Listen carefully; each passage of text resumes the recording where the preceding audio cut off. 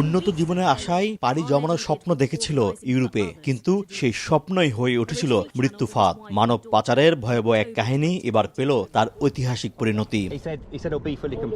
মিশরীয় নাগরিক আহমেদ রমাদান মোহাম্মদ ইবিদ, যিনি নিজেও এক সময় ইউরোপে অনুপ্রবেশকারী ছিলেন, জড়িয়ে পড়েন লিবিয়া থেকে ইতালিমুখী মানব পাচার চক্রে। মাত্র 60টি মাছ ধরার নৌকায় পাচার করা হয় 3781 জন মানুষকে, আর সে যাত্রার পথে প্রাণ হারান বহু মানুষ।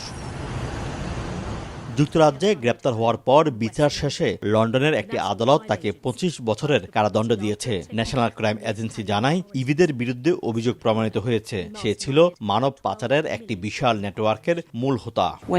জাহাজগুলি যাত্রার একটি নির্দিষ্ট স্থানে পৌঁছালে তারা ইতালীয় লাইফগার্ডকে ডাকে। লাইফগার্ড তাদের উদ্ধার করে। আমরা প্রথম যে ক্রসিং এর কথা জানতে পারি, সেই ক্রসিং এর সময় দুজনের মৃত্যু হয়েছিল। উদ্ধারকৃতরা জানায় যে প্রতিটি ব্যক্তিকে তার মোবাইল ফোন ছেড়ে দিতে হতো এবং যদি কেউ ফোন সহ ধরা পড়তো তবে তাকে পানিতে ফেলে দেওয়া হতো। এই রায়কে যুগান্তকারী হিসেবে দেখছেন অভিবাসন আইন বিশেষজ্ঞরা। তারা বলছেন, এই সিদ্ধান্ত মানব পাচারকারীদের বিরুদ্ধে একটি কঠিন বার্তা যে কেউই আইনের ঊর্ধ্বে নয়। ইউকেতে এটি কিন্তু ফার্স্ট টাইম এ ধরনের একটা অপরাধের জন্য রায় দেয়া হলো, এবং গভর্নমেন্ট এবং কোর্ট কিন্তু খুব হার্ড লাইনে আছে বা হার্ড লাইনে থাকবে যদি এ ধরনের অপরাধের সঙ্গে কেউ জড়িত থাকে।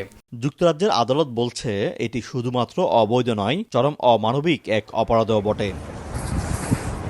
শোয়েব কবির, সময় সংবাদ, লন্ডন।